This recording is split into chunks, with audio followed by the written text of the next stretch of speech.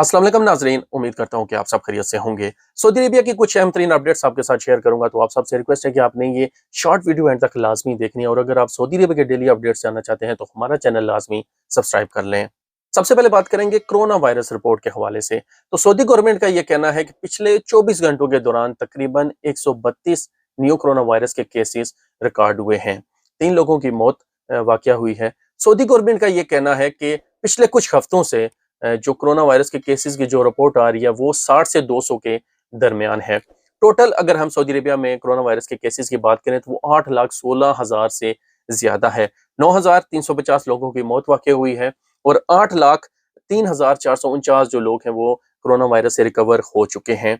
33 इस टाइम जो है वो सऊदी अरेबिया में क्रिटिकल केसेस हैं कोरोना वायरस के। तो आप सबसे रिक्वेस्ट है कि अगर सऊदी गवर्नमेंट की तरफ से आपको बार बार मास्क की पाबंदी का नहीं कहा जा रहा, सोशल डिस्टेंस के हवाले से आपको मजबूर नहीं किया जा रहा, तो इसका यह मतलब हरगिज नहीं है कि कोरोना वायरस खत्म हो चुका है।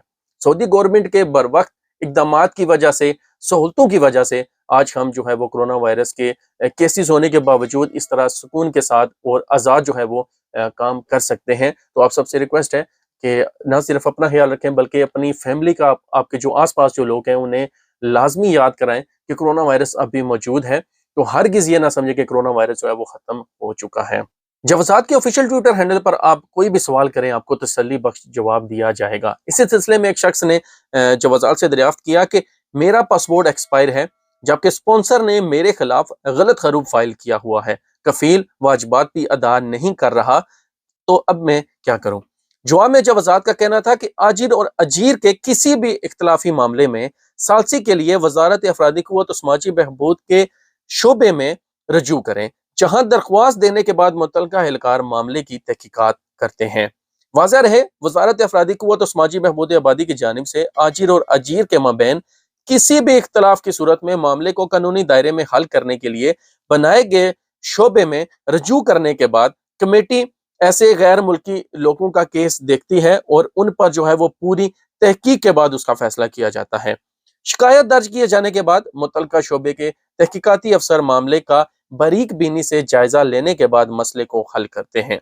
अगर कारकुन को तनख्वाहें या वाजिबात अदा न किए गए हों तो इस सूरत में मुतल्लिका कमेटी कारकुन के हक में फैसला सादिर करते हुए हरूब को कैंसिल करने और वाजिबात की अदायगी को यकीनी बनाने के इक़दाम सादिर करती है। उमरा ज़ाहिरीन को सहूलत की फराहमी अब इत्मरना ऐप की जगह नुसक ऐप से दी जाएगी। सऊदी वज़ारत हज उमरा ने कहा है कि इत्मरना ऐप की जगह नुसक का इजरा सऊदी अरब आने वाले उमरा ज़ाहिरीन की सहूलत के लिए किया गया है। अल अरेबिया नेट के मुताबिक वज़ारत हज उमरा ने बुध को बयान में कहा कि इत्मरना ऐप के जरिए 4,34,32,985 उमरा परमिट जारी किए गए। अब इसकी जगह नई ऐप नुसक मुतारफ कराई गई है। बयान में कहा गया है कि इसका मकसद दुनिया भर से आने वाले उमरा ज़ाहिरीन को सहूलत की फराहमी, ऑनलाइन ज़ियारत और उमरा वीज़ों के इजरा में आसानी, नीज़ उमरा ज़ाहिरीन के सफ़र को खूबसूरत और यादगार बनाना है। याद रहे कि इत्मरना ऐप 2 बरस कबल मुतारफ कराई गई थी।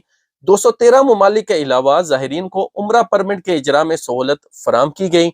मस्जिद नबी रियाजुल जन्ना में नमाज के लिए 63,63,288 परमिट जारी किए जा चुके हैं। वज़ारत हज उमरा ने मुमलिकत के अंदर और बरूने मुमलिकत से आने वाले उमरा ज़ाहिरीन से कहा है कि अब वो नुसक ऐप से इस्तिफ़ादा करें, जिसे इत्मरना ऐप की जगह दी गई है।